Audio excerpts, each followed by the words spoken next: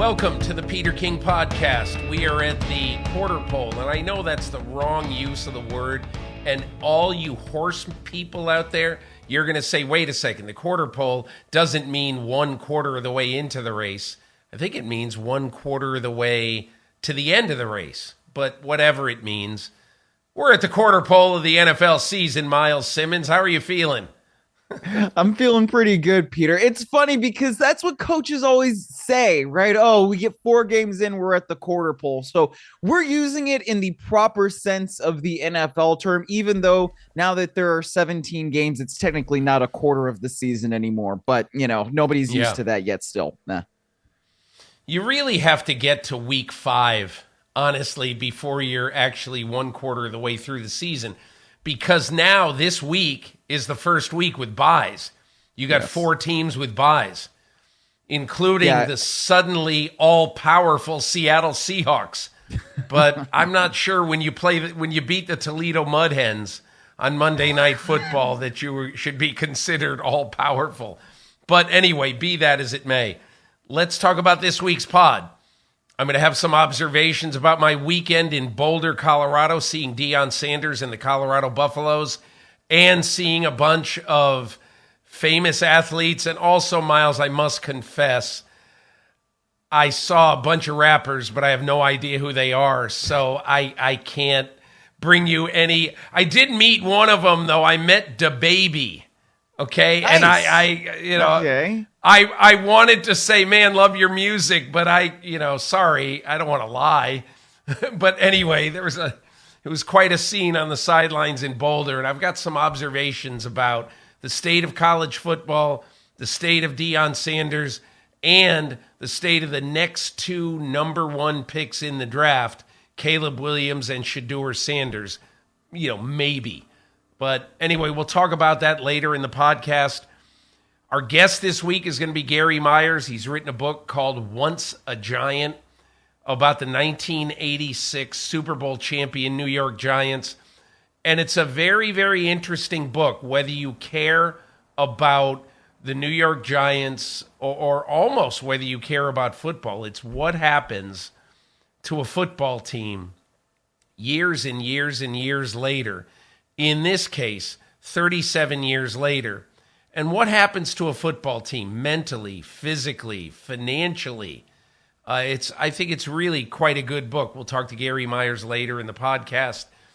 But basically, Myles, I thought what we should talk about this week, we should talk about the old cliche. Speaking of the Giants, Bill Parcells used to say it all the time. You never pick up one year where you left off the previous year. And we're going to talk about 2 of those teams in a positive sense. We're going to talk about Arizona and Houston, but we're going to start with talking about 2 of those teams in a negative sense, and that's the New York Giants and the Cincinnati Bengals. And Myles, I think if you had told anyone at the start of the season that before the first pitch of the World Series, the New York Giants were going to be out of the pennant race, I think everybody would have said you're nuts. However, next 2 weeks, Miami in Miami, Buffalo in Orchard Park, and this is a team that has looked awful so far. They can easily be 1-5 and basically out of it by October 15th. So I just want to get your initial observations. I'll give you mine. Your initial observations on the Giants after the Monday night debacle, the 24-3 loss to the Seattle Seahawks, in which Daniel Jones was sacked 10 times, and because a receiver was about to throw a pass and was sacked, that counts as a quarterback sack. So their quarterbacks were actually sacked 11 times. And the Giants have spent so much money and draft capital on their offensive line. 2 very high picks at tackle. One is now hurt, Andrew Thomas. One is a disaster, Evan Neal. So give me your RX on the New York Giants as we sit here 4 weeks in, Myles Simmons.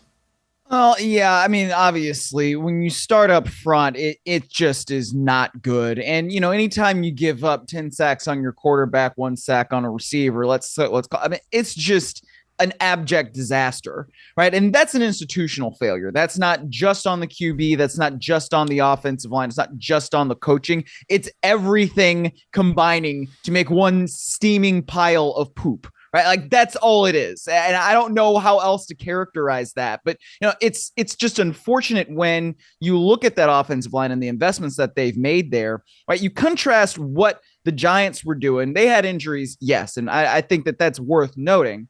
But so did the Seattle Seahawks, right? They were also missing pieces on the OL, and they still went out and they look competent. They had a drive orchestrated by their backup quarterback that ended in a touchdown. So that also tells you something about the different directions where these two organizations are headed. And I think maybe one thing or one image, let's call it, that summed things up better than anything else was after that interception where you see Brian Daboll on the sideline and the cameras catch him and he's got the Surface in his hand and he's about to show Daniel Jones something and he just gets so frustrated he just tosses the tablet. And that to me is like, man, how many times have we talked about this thing? Like, how many times do we have to go over something until you get it right? And it's just really interesting just based on everything that we saw last year with the Giants, with Daniel Jones. And yes, Saquon Barkley usually in there and helping to really make that offense go. But then the Giants paid Daniel Jones. So you're really, really, really stuck right now if you're the New York Football Giants. And it cannot be a good feeling knowing that you got to play Miami and then Buffalo in the next 2 consecutive weeks.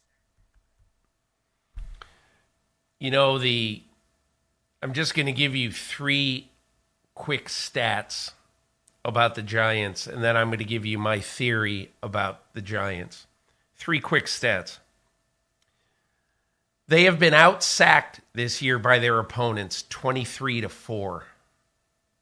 23 sacks given up, 4 sacks on the opposing quarterbacks.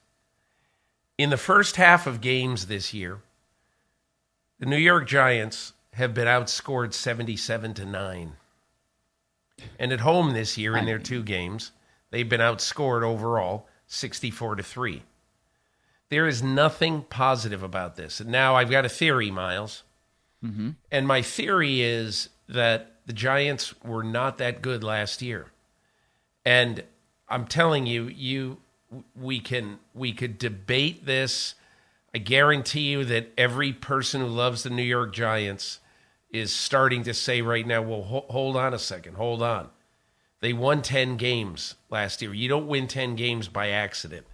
And you're right. You're right. I think the Giants deserved to win 9 games in the regular season and a 10th in the playoffs at Minnesota. I'm not saying that it was fluky, that anything like that, because I don't believe that. I think 1 week in the NFL can be a fluke. 17 weeks cannot. So the Giants got what they deserved last year. However, the mistake for the New York Giants is thinking, or as a fan or internally, that you were 85% of the way there. And I'll tell you 2 reasons why I think that. Okay? Entering this season in their own division, the Giants over the last 2 seasons had been 2-10-1. They had won 2 division games, and that counts the Philadelphia playoff game last year. By the way, if you're saying, well, how could it be an odd number? Every team plays 6 division games, but that adds up to 13. I'm counting the loss to Philadelphia in the playoffs. So this is a team that only won 2 division games last year. And if you look at reality right now, after they lost to Dallas 40-0 the first game of the year, they now basically have won 2 of their last 14 division games. And if you looked at the way the Washington Commanders played on Sunday, wouldn't you say that the biggest line of demarcation in the NFC East right now is not between Dallas or Philadelphia and then whoever is third?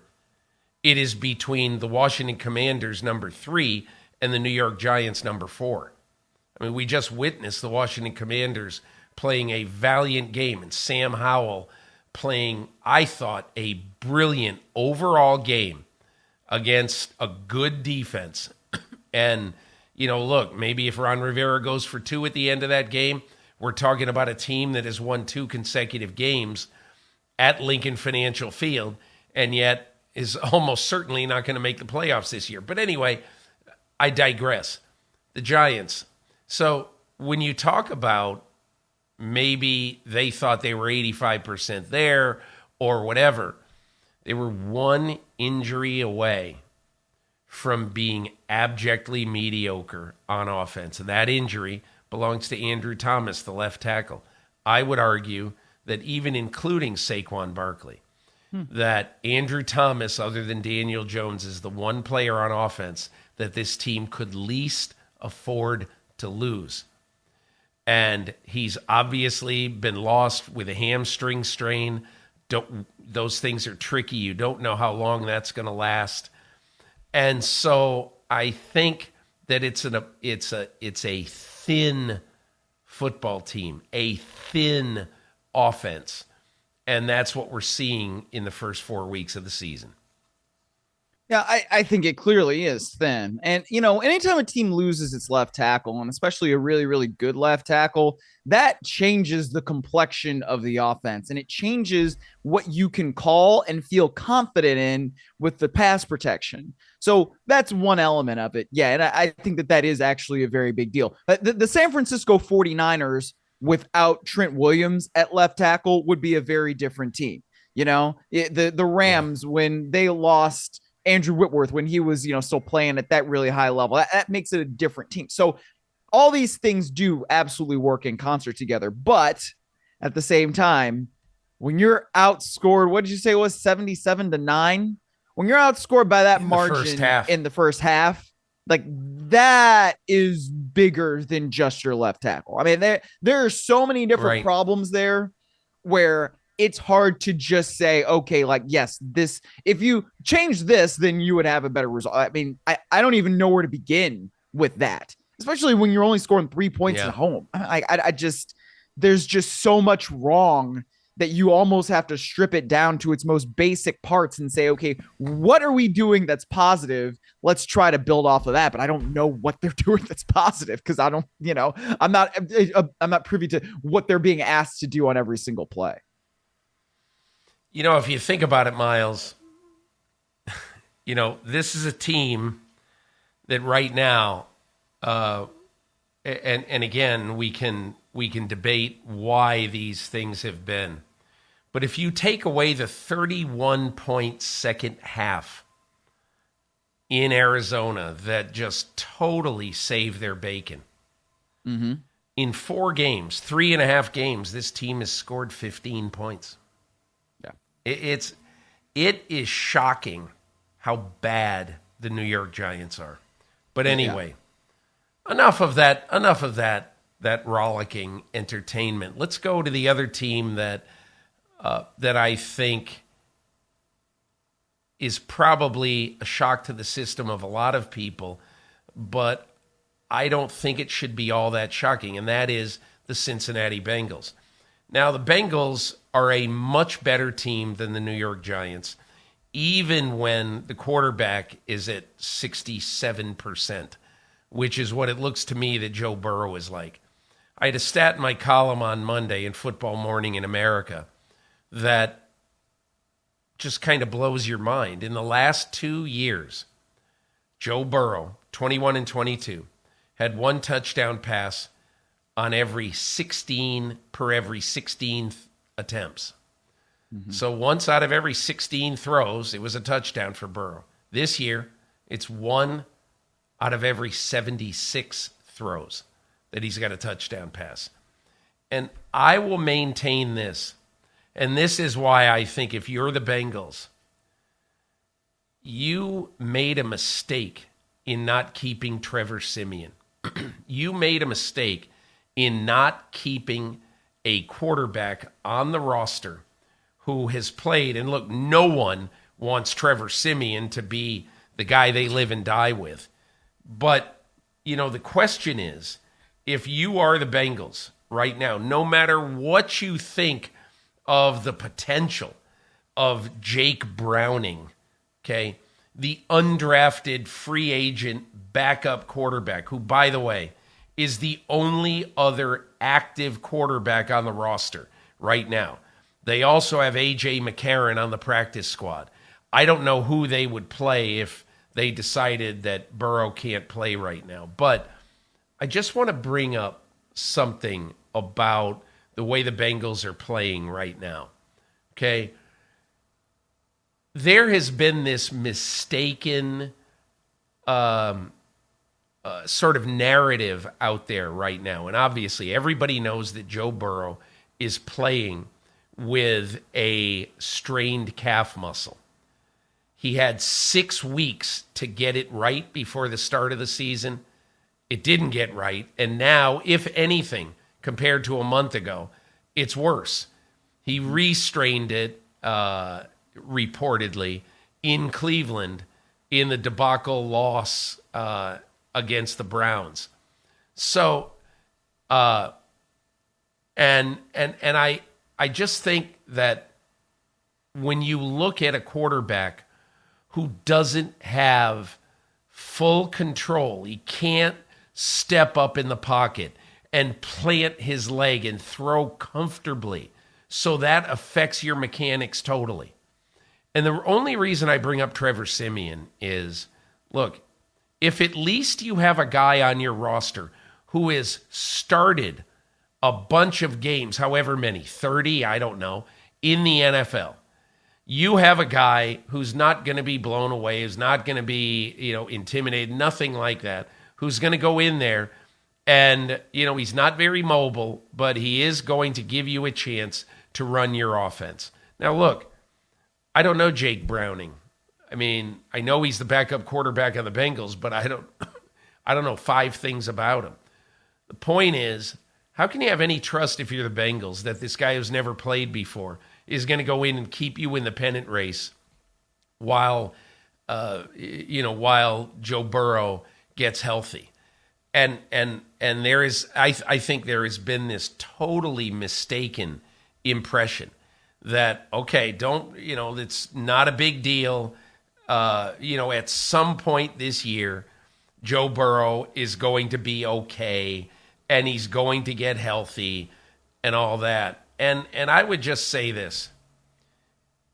When you have an injury like that, sort of an unpredictable injury, and you start to say, okay, he's going to be okay, right? So they go to Arizona this week. The Cardinals are not an easy team to play at all. And the Cardinals are going to put up points because Josh Dobbs is no joke. I hate to be stream of consciousness, Miles, but I have to make a point. My daughter Mary Beth is running a family fantasy league this year. I haven't played fantasy football in years, but I said, okay, I'll play. So my quarterback is Justin Herbert. He's on a bye this week. So this morning, we're recording this on Tuesday, October 3rd. This morning, I'm walking the dog in Brooklyn. It's 6:30, whatever it is. And I'm walking the dog, and I said, oh, Herbert's on a bye this week. I got to go pick up a quarterback. I picked up Josh Dobbs. I mean, it's a riot. I picked up Josh Dobbs. But anyway, he's playing well. And he's not afraid. He's not intimidated. But anyway, the Bengals have to win, somehow, some way, have to either win at Arizona or when Seattle comes in. By the way, Seattle coming off a bye, so that theoretically, the sprained ankle or whatever it is of Geno Smith should have some time to get well. But all that, be that as it may, then they have their bye. So the easy thing to say is, Joe Burrow, he's going to be great when he comes off his bye on Halloween weekend. When he comes off his bye October 29, there's only one problem with that. If he had 6 weeks to get healthy, 6 weeks, and the calf still bothers him apparently a lot, and he re-aggravates the injury, in an early season game. And then, by the way, coming off the bye, at San Francisco, Buffalo at home. Nick Bosa chasing you, Von Miller chasing you, Matt Milano chasing you in that game. Look, in the immortal words of Laura King, I've now brought up both daughters in one riff. In the immortal words of Laura King, I'm just saying that to me, this Bengals season feels like it's lost at sea. Well, it certainly feels like it's on the brink, Peter. And, after watching Joe Burrow against the Rams on that Monday night game, man, I started texting buddies. I was like, man, I don't know how he's going to be against the Titans, but I know that Titans defensive front is really good. And if he can't move, if he's this unhealthy as he is trying to play the Titans, that's going to be a problem. And man, did that bear itself out on Sunday. I mean, look, this is now 2 games that the Cincinnati Bengals have only scored 3 points in this season, right? And yeah, that opening game against Cleveland was weird.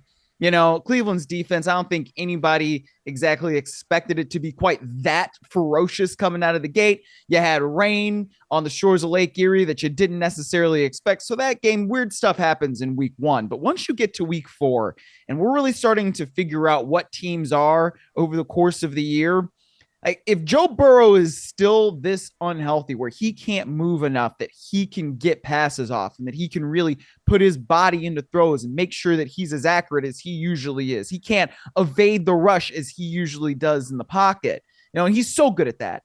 This is going to be a problem, and it's going to continue to be a problem. And it's not just going to go away just because they're playing the Cardinals. And as you've mentioned, look, the Cardinals have been playing hard. They've been playing well. I mean, did they get stomped on in a wagon, by the San Francisco 49ers? Yes, and that's going to happen to, I think, a bunch of teams this year. But they're not going to roll over for anybody. And so I think this is going to be a pretty tough matchup for the Cincinnati Bengals going to Arizona and playing them, because it's just not, there are things that just aren't fluid right now. And it's like, you almost want to have the Aaron Rodgers, relax thing, but you can't really relax when your quarterback's not healthy. And so, yeah, I don't know if playing Jake Browning would be the solution. I don't know what it is, if they just need to get more out of the running game with Joe Mixon, et cetera. But it's not looking good right now for the Cincinnati Bengals. And, that's not great for me because I picked them to have the number 1 seed in the AFC. Hey, look, a lot of people love the Bengals and loved the Bengals coming into this year. And I thought seriously of picking them. But again, I think sometimes, it's a weird thing to say. I forget who said this, but a long time ago, it might have even been Parcells. I'm over-quoting him lately. But somebody said, God is playing in these games. And, and that, Joe Burrow stepped wrong at practice on July 27th. And that might have ruined the season of the team that had an excellent chance to be the number 1 seed. It's totally, absolutely bizarre, but that is the case. Let's look on the bright side now with 2 teams. Myles, I love watching the Houston Texans. Love watching them. And the reason that I love watching them is, they have, what's the saying? I forget who said it, man. They got some dogs on that team. They got some guys who love to play football. And I applaud the way they have drafted and the way that they have basically formed this team. And I just want to say 2 things about that exact topic, okay? So, if you were looking at how do you want to form a team that has really been down, that has a negative image around the league, what you want to do is you want to get some guys on that team who are going to set a great example in the locker room, in the community, around the team, and are going to do it in a way that is going to make people really, really enjoy watching your team play.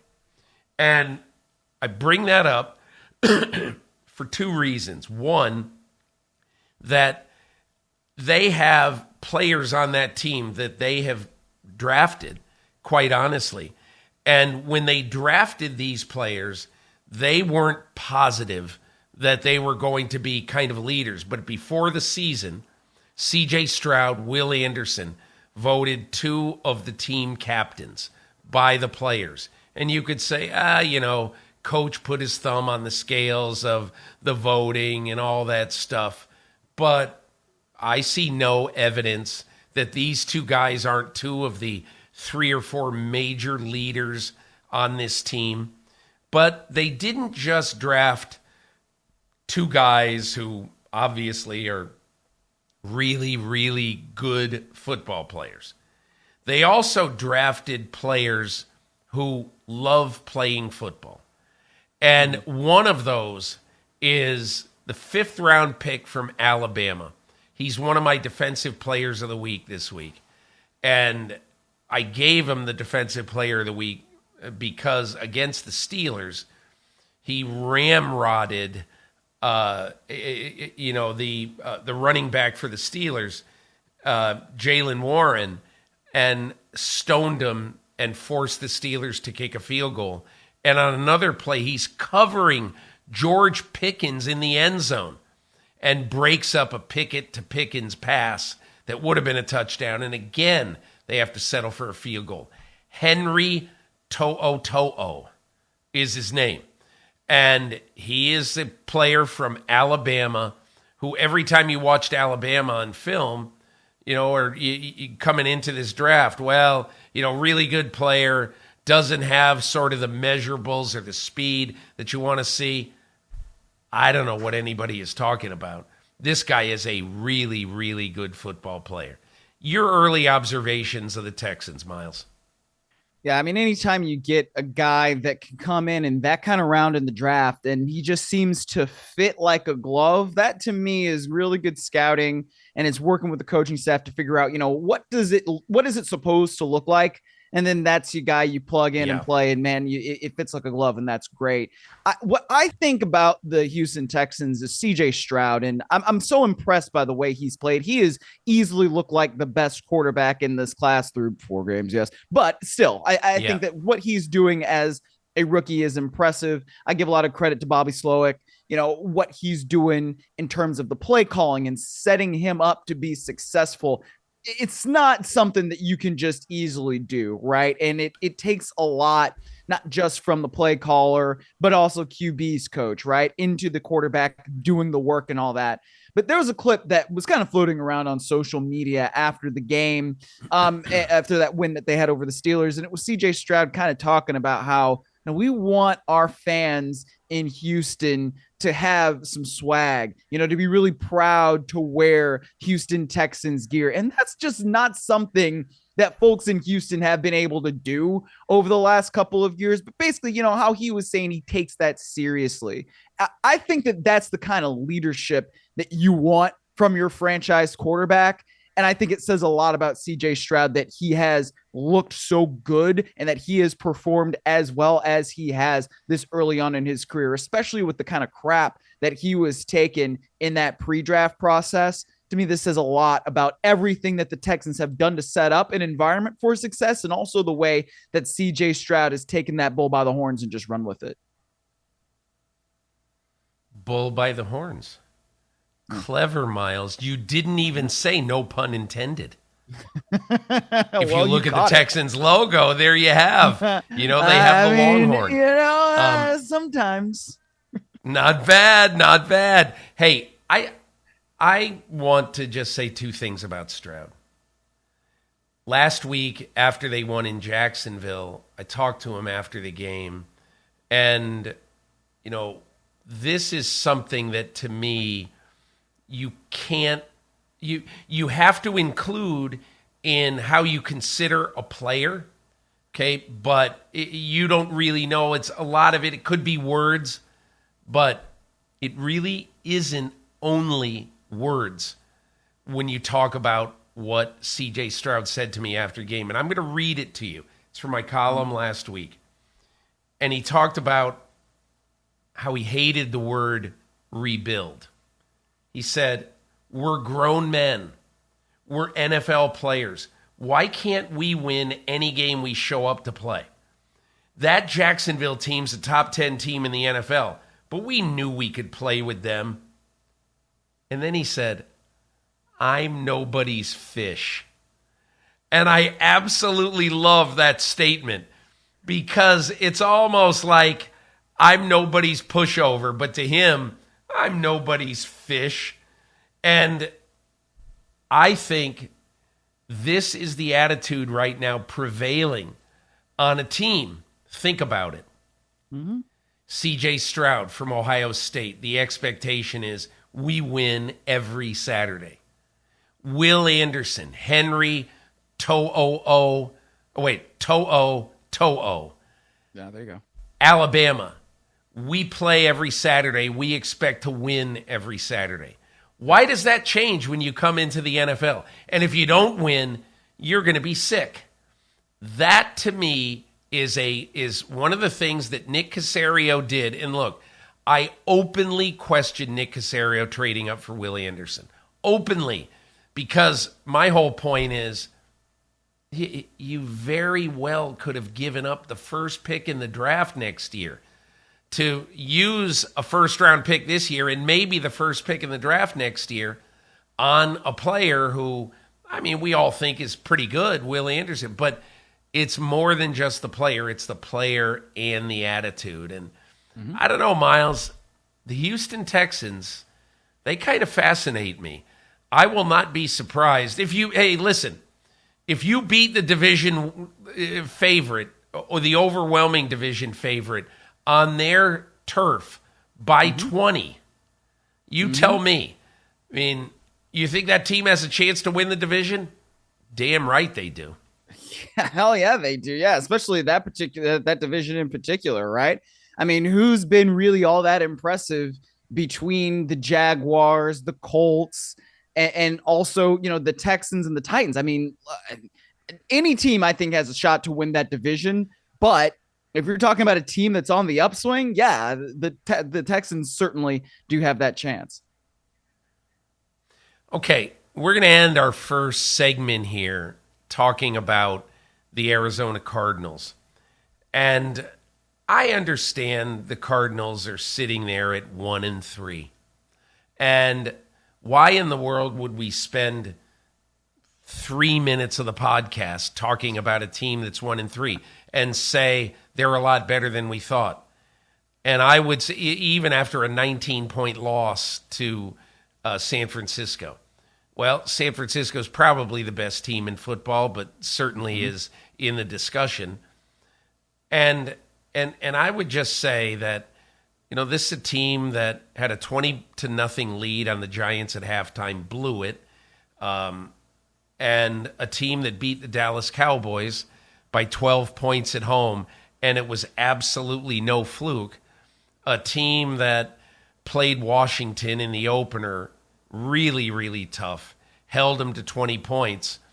I just see so many good signs. And look, I think we all were very skeptical, dubious of Jonathan Gannon, not necessarily because he's not a good coach, but because he didn't have a great team to work with, wasn't really sort of an inspiring guy, and all that stuff. And I keep thinking about one thing.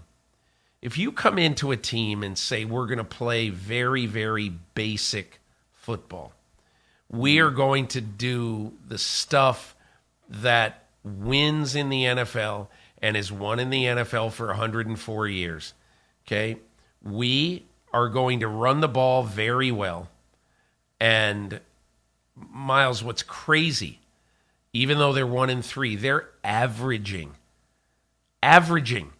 running the ball 27 times a game for 5.3 yards a carry. And that's not any fluky number. You know, James Conner runs hard. He runs tough. And here's the other thing.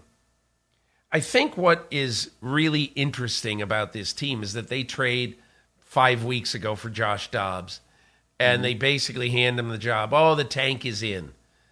But you don't know Josh Dobbs. Josh Dobbs is a guy who has been waiting for this chance his whole life. And he's been playing the position of quarterback as a starting player from the time he was 6 years old in Alpharetta, Georgia, till the time he got drafted in 2017 by the Pittsburgh Steelers. And he had to make a decision once he got to the Steelers. Am I here to hold the clipboard, to help the starter and everything? He said, I am going to go into work every day and do something better than I did it the day before. And so now you watch him play, plays with confidence. I don't know what the line is, Bengals at Arizona this week. I'd be very surprised if Arizona doesn't win that game. I would too, based on the way both teams have been playing lately. And, you know, Jonathan Gannon, I think, you know, you're just saying this basically, but they're doing the fundamental things well. And when you do that, then you can build off of it and get to other things. So it's been impressive to see what they've done, especially bringing in Dobbs. And offensive coordinator Drew Petzing came from Cleveland, so had the familiarity with Dobbs, also has the familiarity with Bill Callahan, who is one of the best offensive line coaches in football. And so when you have been around that and you can then implement some of the things that you've learned in Cleveland with that Arizona run game, I think that those are the kinds of things that are starting to translate. So yeah, we'll see where Arizona ends up, you know, in the standings at the end of the year. But I think right now, you really should feel good about yourself and about your team if you're an Arizona Cardinals fan. And I just really did not anticipate that being the case 4 weeks into the season. One last number to leave you with. Josh Dobbs has started 4 games for the Arizona Cardinals. He's thrown an average of 31 passes per game, is completing 71% of his throws, and has not thrown an interception. That, ladies and gentlemen, along with rushing for 5.3 yards a carry, that is how you win in the NFL. And that's why, in my opinion, this team is not going to be, they're 1-3 now. They're not losing 3 out of every 4 games this year. I will guarantee that. Take that to the bank. So, we're going to take a quick break, and when we come back, I'm going to give you some thoughts on my weekend in Boulder, Colorado. We'll talk about when will Brandon Staley learn. And then later on in the podcast, we're going to listen to Gary Myers talk about his new book, Once a Giant. We'll be back after this.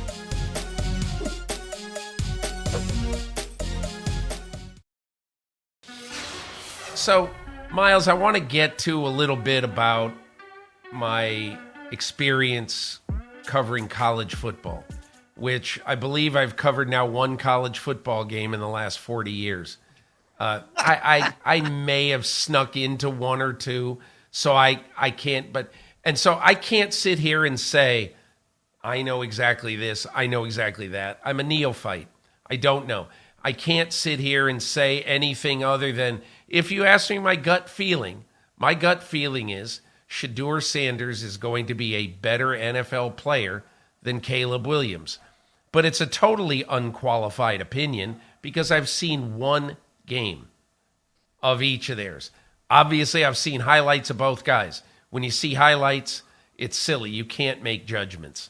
But I just think Shedeur Sanders, what I saw on Saturday in Boulder, Colorado, does more things well that I don't know right now if Caleb Williams is going to do well. Does more things well, or more things well, better, whatever the bad linguistics I've gotten myself into now that I've twisted myself like a pretzel.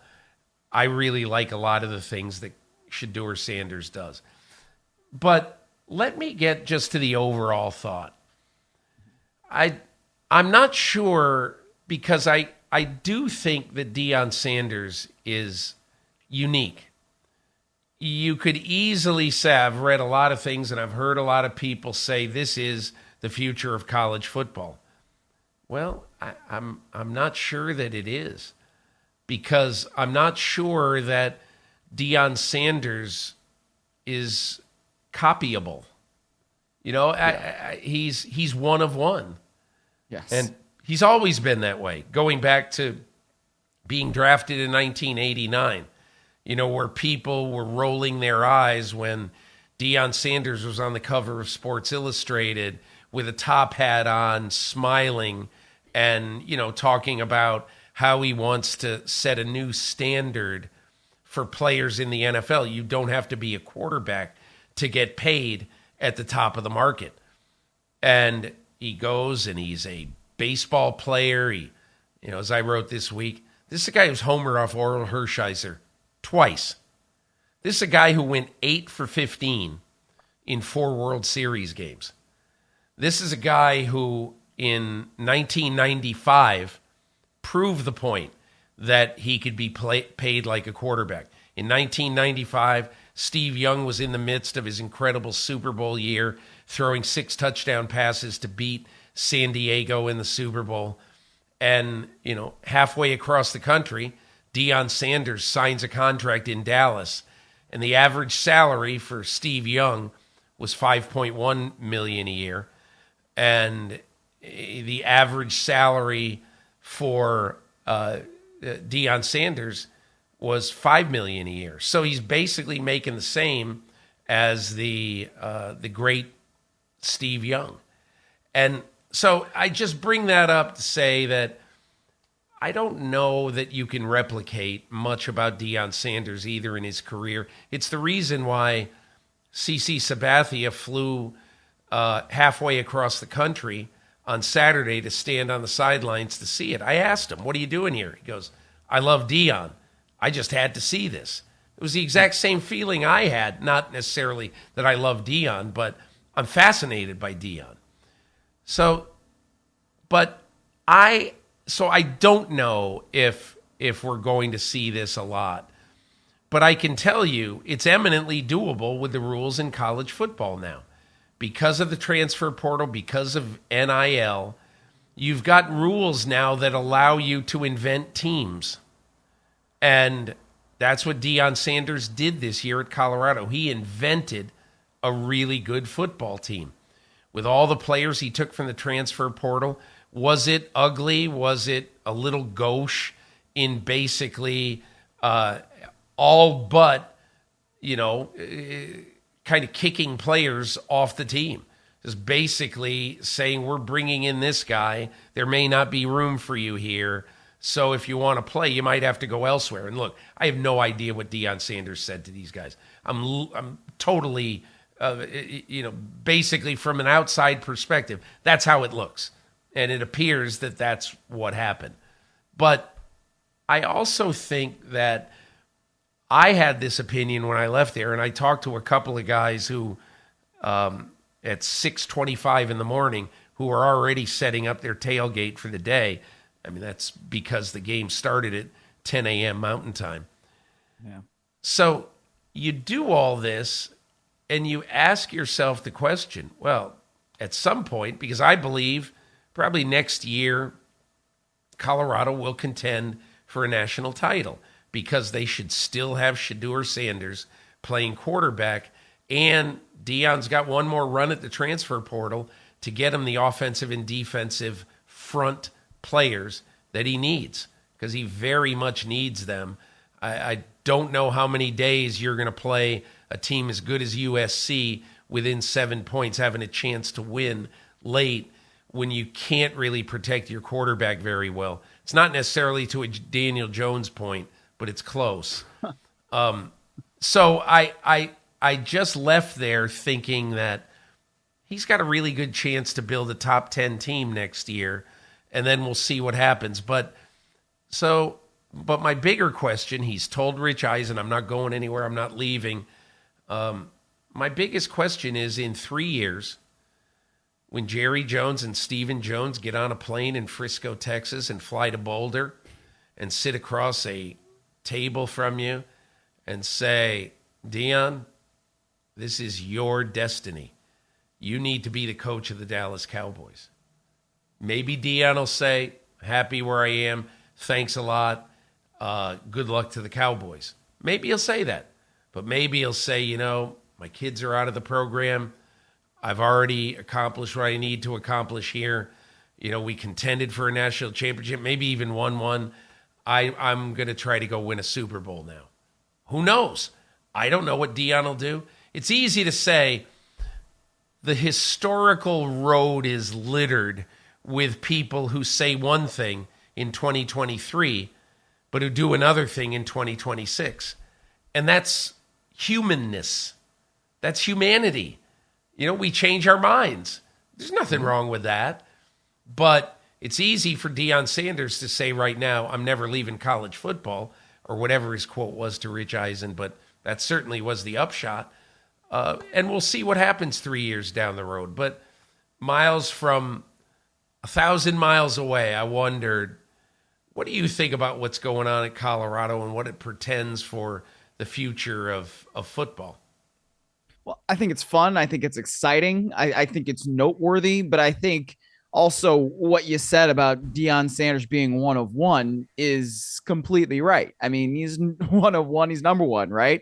He's the only one that he is. So I feel like you can't mimic and emulate this really anywhere else because there's nobody else who is like Deion Sanders. And I mean, you've spent plenty of time covering him as a professional athlete, right? So you have a really good view of what he was, and what he became. And now to see who he is as a head coach, I think, like I said, it's just fun and it's exciting. And it's not just that because he is who he is, it's because they're putting together a really good product on the field. And the only time that they have not done that is when they were playing Oregon. I mean, they played SC really close. And yeah, you can say Lincoln Riley's never had a defense, and until he gets a defense, he probably won't win a national title, but you still have to execute those plays against that defense. You still have to come back. You still have to have a shot at it at the end. And yeah, the offense probably could have sped things up a little bit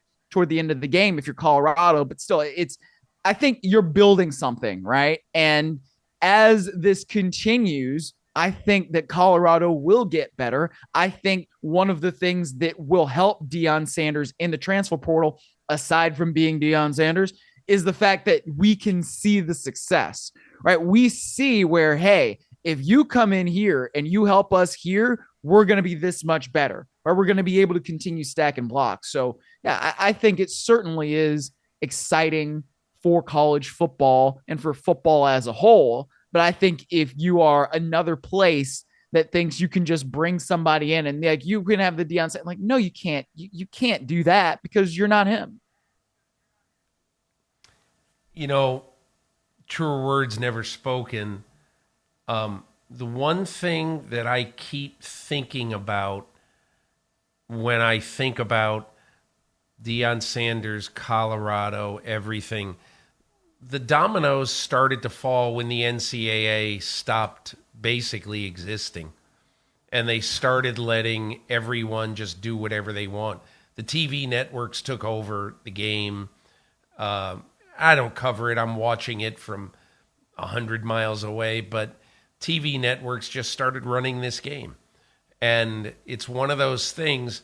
It's why, when you watch the games now, you just see it's going to be really, really hard. It's like one of the guys who I met when I was doing the tailgate tour on Saturday. One of the guys said to me, he goes, listen, it's clear what football is going to become. There's going to be a tier 1, tier 2, and tier 3. There's going to be 20 or 25 teams in tier 1 who spend $1 billion or whatever. I'm joking. Spend all this money to compete at the absolute highest level. Huge NIL money for players, and make it very simply all about a business, all about winning. And then you're going to have teams secondary teams, like Stanford, like Cal, like, who else? Pick schools that are nice programs, but they're not contending for national titles. Arizona State. You would think, I don't know, but there's going to be that, and then there's going to be tier 3, which is people who play the way college football was kind of set up to play. Mid-American Conference, the WAC, all the, the schools that you've got to go to school 5 days a week and then you play football on Saturday. And I'm joking because now Mid-American Conference late in the year plays on Tuesday and Wednesday night to be on national TV. But for the most part, you still got to be a student, okay? And I'm not saying you don't have to go to school some of these other places, but clearly, tier 1, it's all about making money, winning a national championship, and you can say whatever you want. And if you're a good student, you still can take advantage of a 4-year or 5-year free college education if you want to. But I think it's pretty clear you don't have to.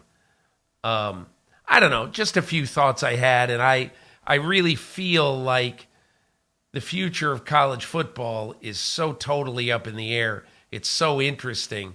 And I noted the other day, somebody said Nick Saban will be on TV next year, that, he could see him have had enough. Somebody pays me $4 million a year, whatever the number is, I'll go do TV. I don't even know what those guys make, but he might figure the business has changed so much, so drastically. And look, Myles, I heard the other day, totally just talking, with some people at the Colorado USC game, that Lincoln Riley is not crazy about what the Pac-12 has done, because now, do you realize the other day, Myles, and I wrote this in my column, that the wake-up call for the USC football players on Saturday in Denver, Colorado, was 4:40 a.m. because they had a game 35 minutes away in Boulder at 10 a.m. Mountain Time, because of Fox having a noon game. So do you think that Fox's whatever Big Saturday or whatever the thing is called, or whatever form this thing takes on Fox, on ESPN, to a lesser degree on NBC, do you think whatever form it takes, when you have USC being a powerful team joining the Big Ten, do you think they're going to say, we're going to respect you, we're not going to schedule any of your games before noon body clock in California? Hell no. They're going to when they go to Columbus in Eastern Time, or Ann Arbor in Eastern Time, or State College in Eastern Time, they're going to schedule one of those games every year at noon. So USC is basically, this deal with the devil that USC and UCLA have made is going to have consequences. And we'll see what happens. We'll see if it matters. But my only point is, I've heard Lincoln Riley is not crazy about that. And if he's a classic college football coach, why would he be? So, who knows what the future is. Myles, before we get to Gary Myers, I just wanted to say one other thing, and you brought it up. Again, for the second consecutive week, the Los Angeles Chargers, first at their 35 and I think at their 25 in consecutive weeks, tried to make a 4th and 1 and failed, and opened the door for two teams in tight games to beat them because they weren't willing to punt on 4th down in the final 3 minutes of a game deep in their own territory. Thoughts? Well, I understand Brandon Staley wanting to go for it. I do. And, if you look at the analytics, right, the numbers, the data, it says that going for it is a good idea because if you can get it, then you will help close out the game. So that decision, I understand and I get, and frankly, I guess I kind of support it.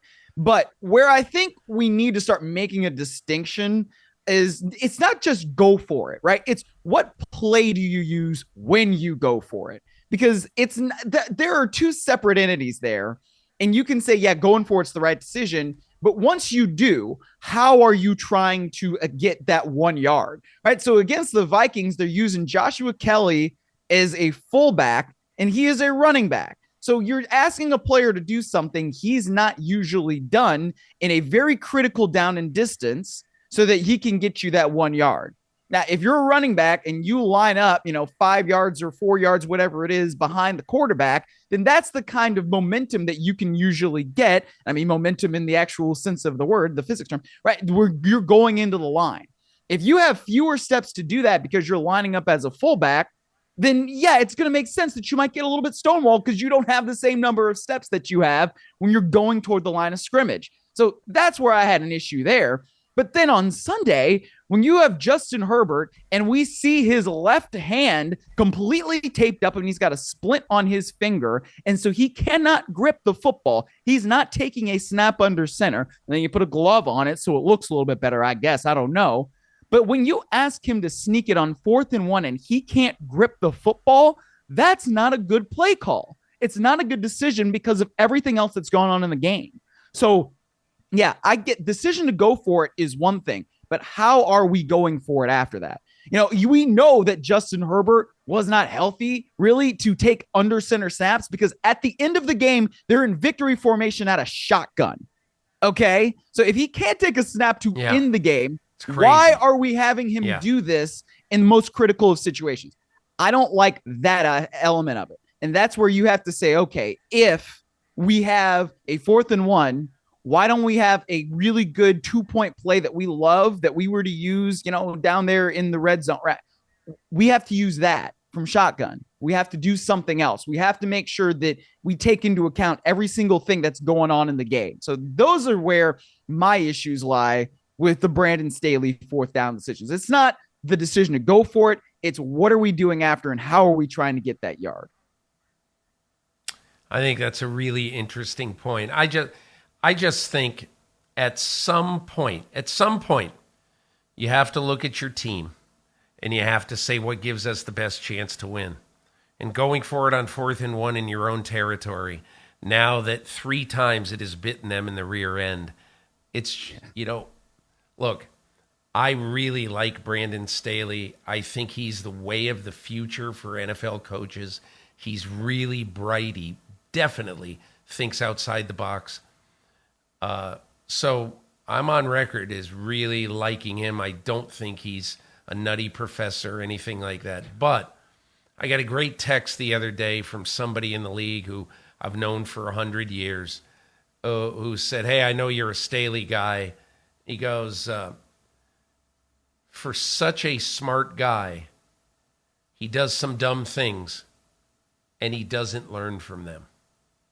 That is what bothers me a little bit about Brandon Staley.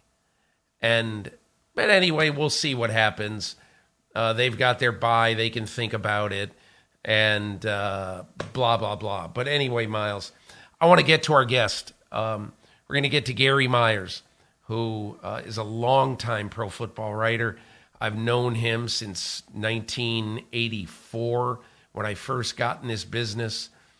And he's written a book about the New York Giants that we're going to talk about. I'm going to introduce the book, introduce Gary Myers. I think you're going to like this conversation, whether you care anything about the Giants.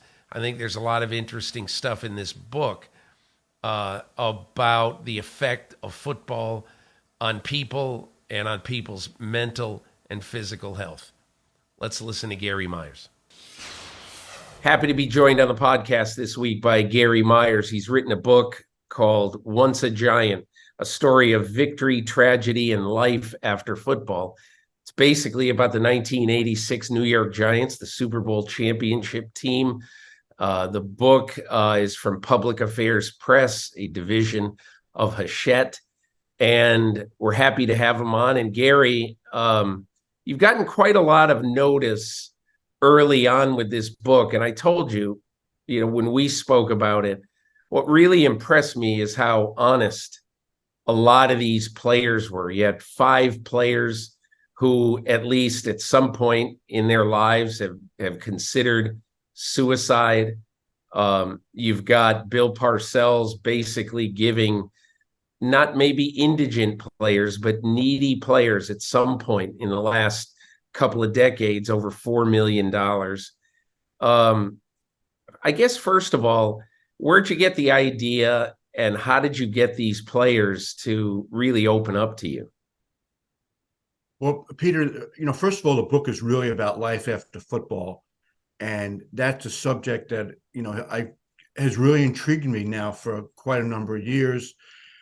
It's come to the forefront because of the CTE, as you know, but it goes so much deeper than that. And the problems are, I can't say they're worse than CTE because that's, has a tremendous impact on these players' lives, even though they don't get diagnosed until after, until posthumously. But, some of the things that these players are going through, physically and financially, because the health insurance from the NFL is inadequate after they finish up. So I've been trying to figure out a way to write about that subject.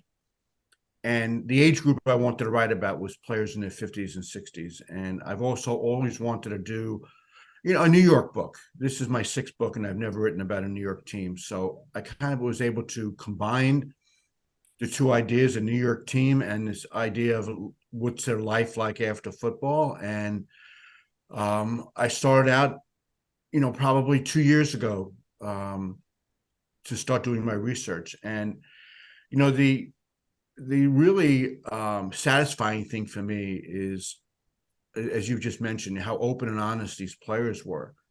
Now, I moved to Dallas in December of 81 and didn't come back until the spring of 89. So you covered that team on a day-to-day basis for Newsday, but I didn't. I was the NFL writer at that point at the Dallas Morning News. So I covered a lot of Giant games, a lot of NFC East games, a great race that year between Washington and the Giants. So I probably was at half their games leading up to the playoffs. So I was around those players. And a lot of them were, from the last team that I covered in the summer of 81 was Sims and Taylor and Carson, et cetera. And then when they came back in 89, a lot of those guys were still there. And I've stayed in touch with them over the years. And so I got off to a running start when I started my research because I had relationships with those guys. And there was already a trust factor that was established. And I think that's the best part about this book. And I don't mean to patronize you here, Peter, but I always admired the fact that you got to the details, that even the smallest detail was important because it could really shed light on a subject. And I've learned that from reading you over the years. And I think as a result, my questioning has gotten better. And I've always taken it a little like one step further when they start telling me stories to try to probe and just see what I can get out of them. And some of the stories in this book are really just, they blew me away. I want to talk about, one of the things in the book that really impressed me, that I think is the most enlightening thing about this book. Look, the headline in the book, Parcells gives more than $4 million to his former players. That's the headline. That's kind of stunning. Almost you get the feeling that he did it, almost a little bit out of a sense of guilt over the years for running such tough practices and really beating the crap out of a lot of these guys. He got results though. And that's what it's all about, in the football business. But I don't know, Gary, the most impressive thing about this book to me is Harry Carson, captain for life. Now, you've got to explain how and why we think of football, particularly today, as kind of a mercenary game.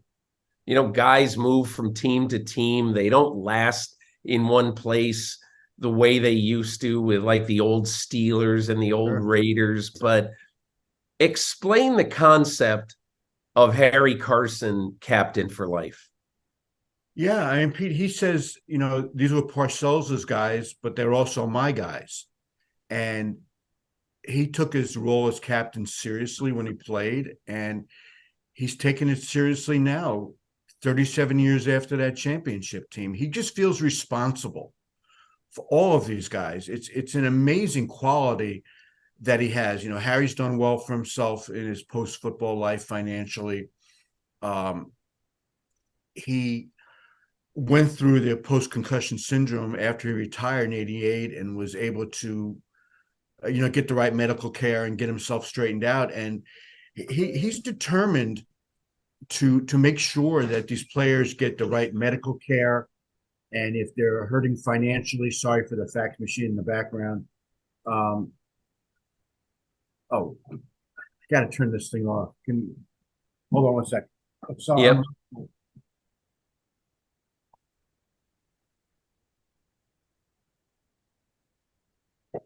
That was probably a first for you, but it was one of those self-cleaning vacuums that turns on at like 9 o'clock every Thursday morning.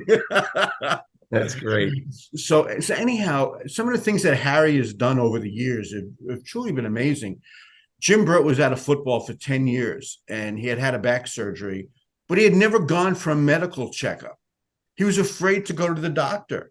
So Harry found out about it and insisted on Burt going to the doctor. And Burt says, I'm only going to go if you take me.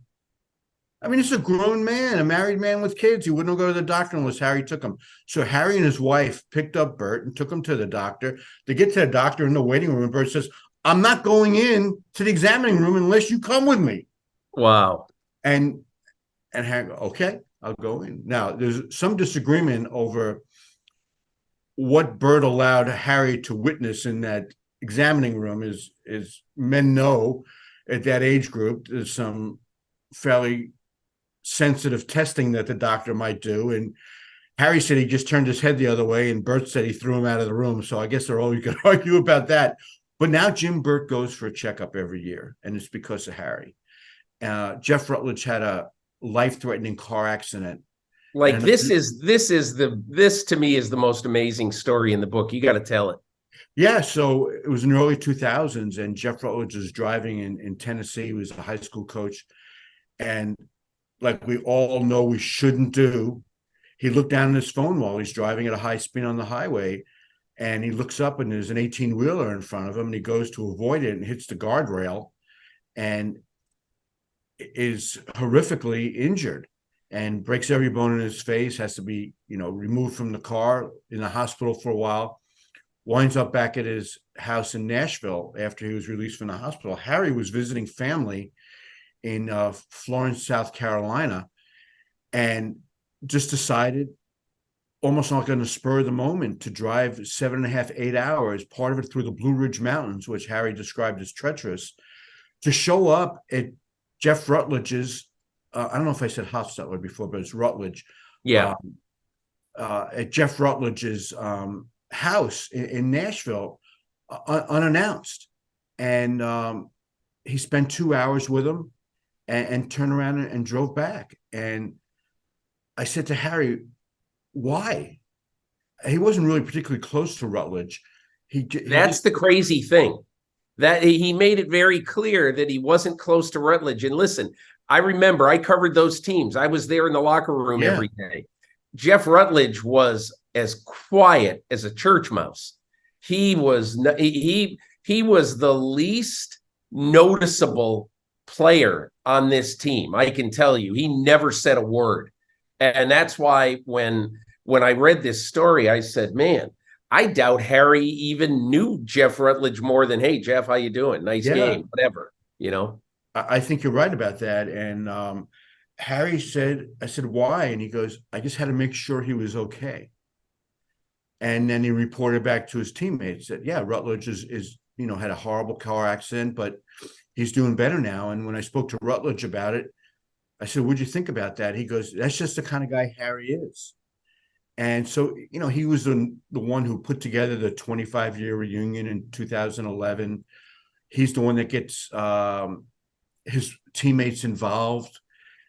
If there's a problem, he started a GoFundMe page for Brad Benson, who's having some issues.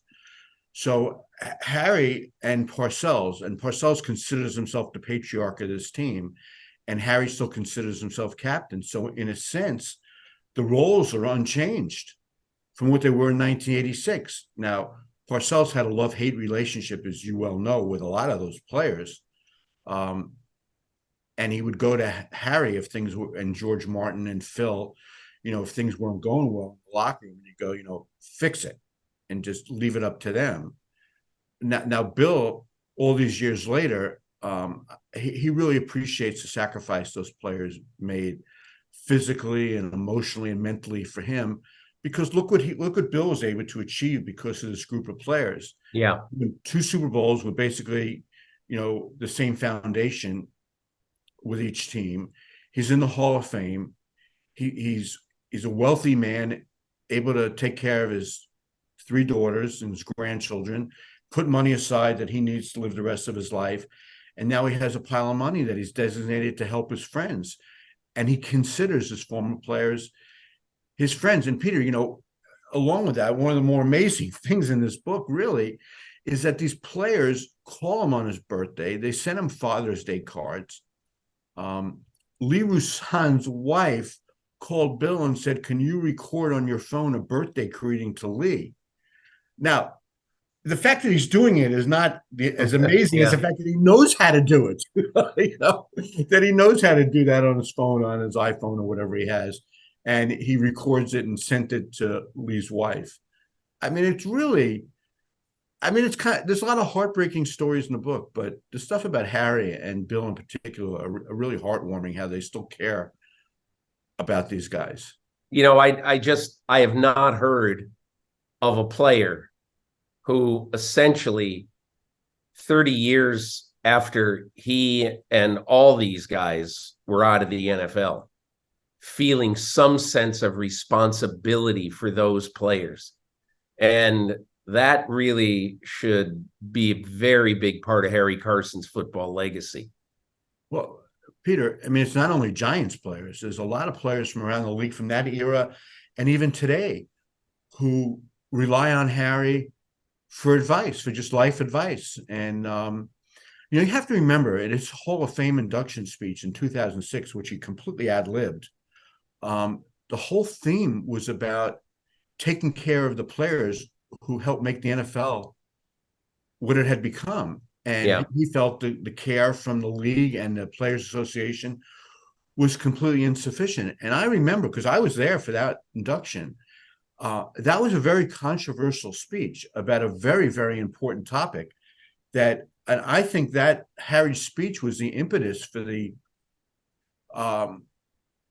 light that has been shined on this subject for the last 17 years or so, that he's really the one that, instead of getting up there and talking about his former coaches and his teammates, and he did thank the appropriate people, but he felt it was most important to dedicate that speech to what he considered to be such a crucial topic, and that was that the league and the Player Association needed to take better care of its players. And since that time, Peter, the health insurance that the players get, which is still completely insufficient, has gone from either 12 to 18 months after they finish their career to where it's now they're covered for 5 years. And in my opinion, that's still not good enough, because the problems that a lot of these players have don't really occur until their 50s and 60s, when they need the shoulder and hip replacements, and they're having, mental health issues as a result of the concussions that they suffered during their career. So it's still not enough, but at least, Harry bringing the issue to the forefront helped result in 2011 for the health insurance to be improved for retired players. Gary, 2 other things I wanted to ask you about. So I finished this book and I found myself feeling a little bit depressed. Mm-hmm. After you think about some of the really good things and the good deeds by some of the people in this book, I found myself sort of depressed, thinking that guys who played football in the 80s and 90s before the NFL got serious, and I don't even know if maybe it's even in the first 10 years of this century, before the NFL really got serious, I think we're going to see down the road an incredible number of disastrous, sad stories involving players who played in that era. And the stories are forming now. They're developing now. We've seen some of them already, but I was just left to think that I think we're going to see some really, kind of depressing headlines in the coming years. Yeah, unfortunately, I agree with you. And a part of like my challenge in writing this book, I didn't want to write 300 pages of depressing stories because nobody wants to read that. I didn't want to pile on. So I made a really conscious effort to dedicate part of the book to how this team became a brotherhood in 1986 by winning a championship together. And part of that was some truly, funny stuff and pranks that they pulled on each other and stories about sleeping in the parking lot on Friday nights after a night out in Manhattan, coming back into the parking lot at 4:00 in the morning and sleeping there and not wanting to miss Parcells' 9:00 meeting on Saturday morning. So they paid the locker room guys, the kids, $50 each to come knock on the windows and wake them up at 8:45, and they'd walk down the tunnel into the stadium groggy, but they wouldn't miss the meeting. So the book is balanced somewhat with stories like that, but you're absolutely right. Unfortunately, again, I don't necessarily think we've seen the worst of it. We've seen Dave Duerson and Andre Waters and Junior Seau, all commit suicide by shooting themselves, and they're taking their own lives, and then posthumously being diagnosed with CTE. I know there's some innovations medically now where they're trying to test players now, and there's a lot of players, like Leonard Marshall is one of them, who says he has early Parkinson's and he's convinced he has CTE based on some of the symptoms. And I'm sure there's an awful lot of players like that because, Peter, in those days when a player, they get their bell rung, they would call it, or they got dinged. So they'd call them to the sidelines and they say, "What's your name?" "My name's Peter King." "Who are you playing for?" "I'm playing for the Giants." "What day of the week is this?" "Sunday." "Which stadium are you in?" "We're in Giant Stadium." "Okay, you're good. Go back in the game." That doesn't happen today. Right. And there's much more care taken for these players. And there are players who suffered multiple concussions in games. And it was a combination of ignorance and naivety by the teams, not doing enough to make themselves understand. And I'm not placing blame necessarily on the teams. I would say this is more of a league matter, that they just didn't take this seriously enough early enough.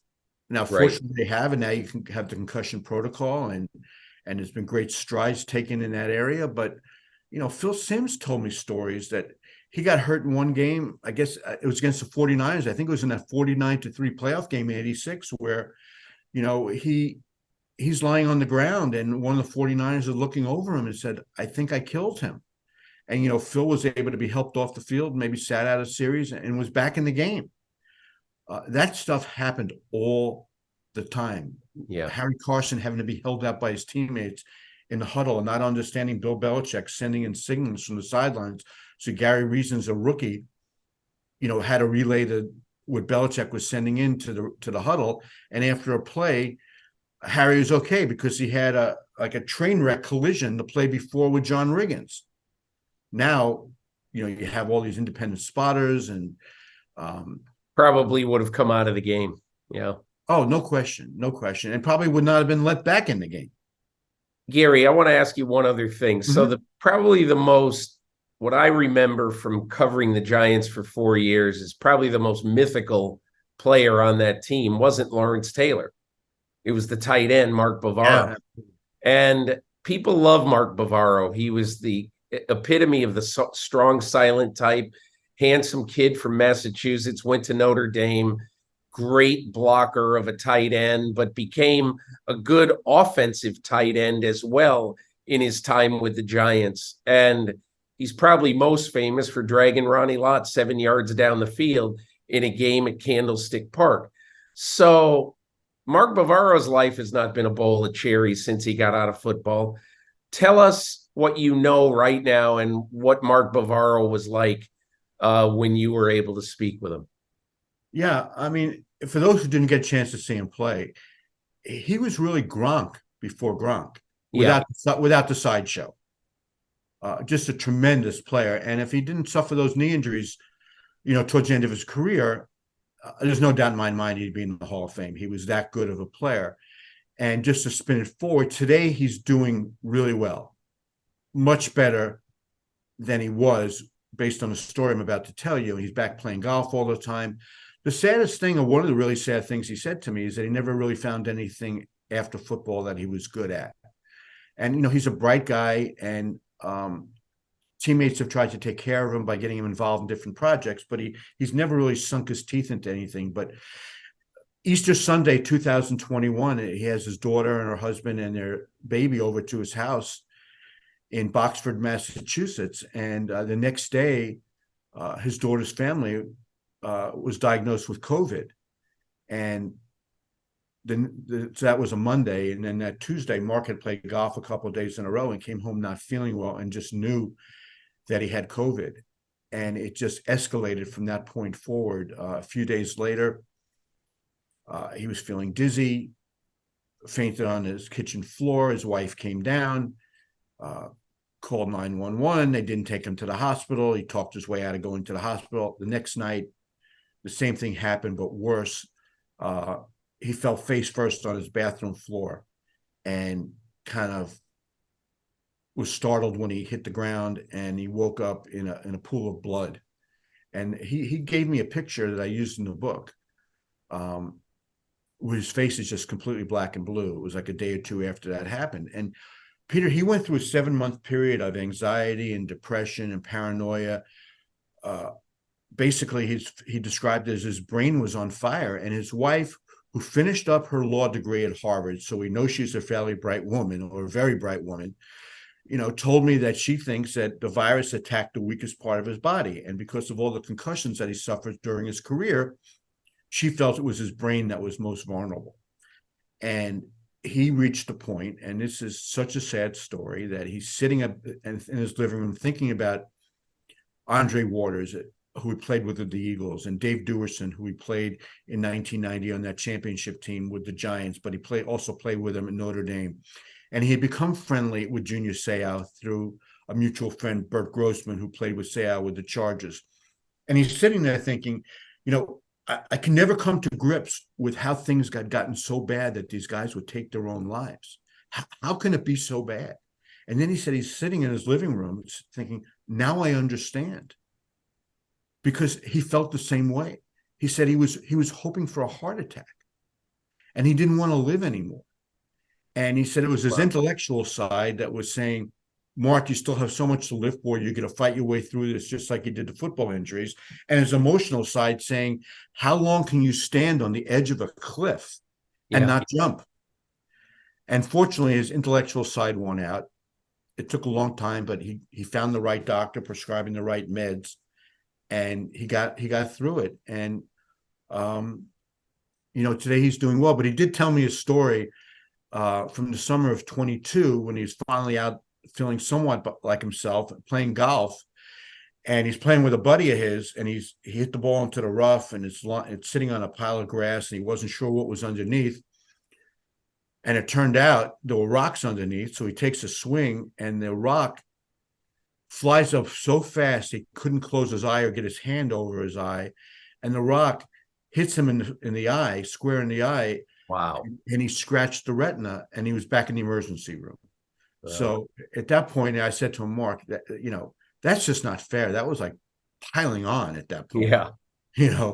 But he got through that too. And he's, I talk to him, I promise you, I check up on him all the time, because I spent can you imagine this, Peter? I spent 2.5 hours talking to him. Now just think back to the Bavaro that from those years, and that's almost unimaginable. His wife, Susan, walked into the room when we were done, and she goes, hey, he must really like you. He doesn't talk to anybody for 2.5 hours. Yeah. And, his kids. Gary, he was extremely, he was borderline monosyllabic when he was a player with the Giants. But I got to know him a little bit later in his career and later in his life. I did a couple of paid appearances with him up in Boston. And he was a phenomenally engaging, nice person. Yep. Extremely cordial, polite, not necessarily outgoing, but just a really, really nice guy. And I was so glad to see that, because I remember, man, this guy is going to have a tough time when he's out of football. How's he going to communicate? But I'm sure you found that, he was so much better than you remember from his playing days. Yeah, he told me that he showed a video of an interview from 1986 to his kids, and their response was, "Dad, you didn't know how to talk." Yeah. Yeah. And if you remember Media Day, which is now, it's called Media Day now at the Super Bowl. It used to be called Picture Day. Yeah. If you remember, after the team picture was taken, everybody scatters around. I can't remember where it was. Maybe it was the stadium where the Angels played. They had the Giants. No, it was, I don't know where it was, but the game obviously was at the Rose Bowl. Yeah, at the Rose Bowl. But Yeah. the Giants were staying, in Orange County. So I think it might have been at the baseball stadium. So, after the picture was taken, the players set up. I don't know if you even had podiums in those days, but it was an interview period. Mark went on the bus. And when I said, "Why did you do that?" He goes, "Well, they said it was picture day. I had my picture taken. Nobody said anything about the interviews." And he went on the bus. But if you engage with Mark now, you can't shut him up. Yeah. It's hard to believe, but he's very eloquent. He's an intelligent guy. Out of all the interviews I did, it was the most startling, and most shocking, and probably the saddest because of what he went through. Yeah. But I really like him so much as a guy, and I'm so happy that he's got his health back. Gary, very good to have you on so you could discuss your book, Once a Giant, A Story of Victory, Tragedy, and Life After Football. Gary Myers, thanks so much for joining me. Pete, I just want to say it's available everywhere, and I know what a baseball fan you are. People have told me that it really reminds them of The Boys of Summer, that an unbelievable book by Roger Kahn. Yeah. And if I'm 10% as good as that book, then I'll be very happy. And thank you so much for having me on. My thanks to Gary Myers, and my thanks also every week to Myles Simmons we had sort of a rollicking show this week. I mean, sometimes I don't know where the show is going, and we set some things up, but then we start talking about my fantasy team and how I'm playing Josh Dobbs this week. So I realize that everyone who listens to this is going to say, this guy obviously knows nothing. Let's go and listen to somebody else's podcast about football. But anyway, Myles, really appreciate you as always. All the listeners, all the experiencers, I really appreciate you listening, watching, and experiencing the Peter King Podcast. And we'll be back next week with another edition of the Peter King Podcast.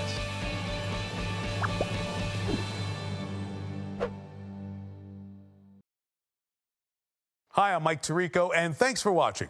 Make sure to hit subscribe for the latest news and highlights from NBC Sports.